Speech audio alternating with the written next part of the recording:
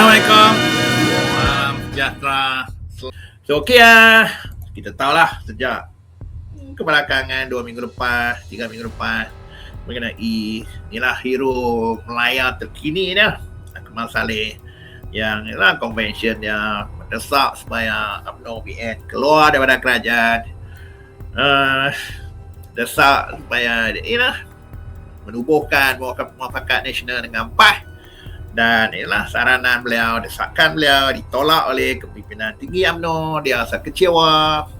Dah 2 kali kenyataan dia nak meletakkan jawatan. Main mencabarlah. Berjadilah kau macam Rafili, letak jawatan.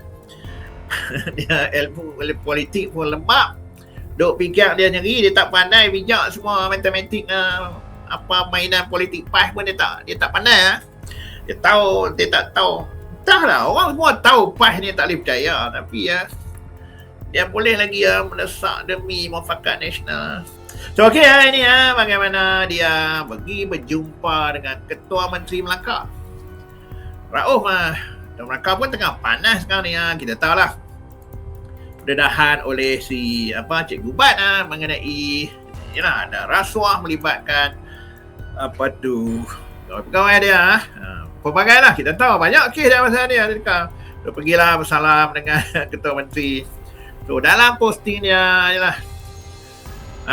hasrat dan isi hati saya telah diluahkan untuk nak letak jawatan lah. Saya percaya lah, berhenti jadi esko kepada KM Melaka Rauf Yusof, individu yang mengenalkan perjuangan UMNO kepada saya sejak dari saya menjadi mahasiswa.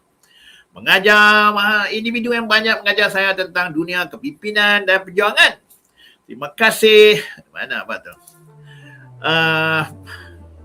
Jasa ilmu yang beri tidak mampu saya balas satu-satu. Saya bangga dapat berkhidmat bersama. So, kalau kita faham daripada sini, okeylah. Ya, okey. Bye-bye.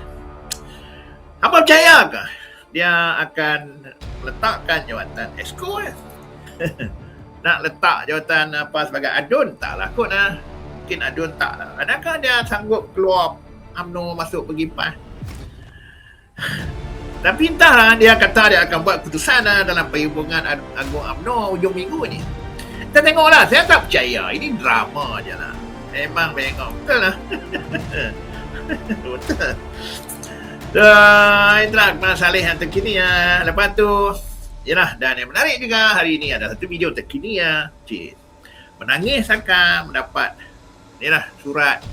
Katanya dia dijemput menunaikan haji untuk sesi kali ini. Okeylah, tak apalah.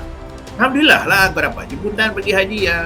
So harapkan kau pergi sana, kau tengoklah diri kau, sedarlah diri apa yang kau buat, apa sebenarnya yang kau maki hamu, duk mengatau orang dia.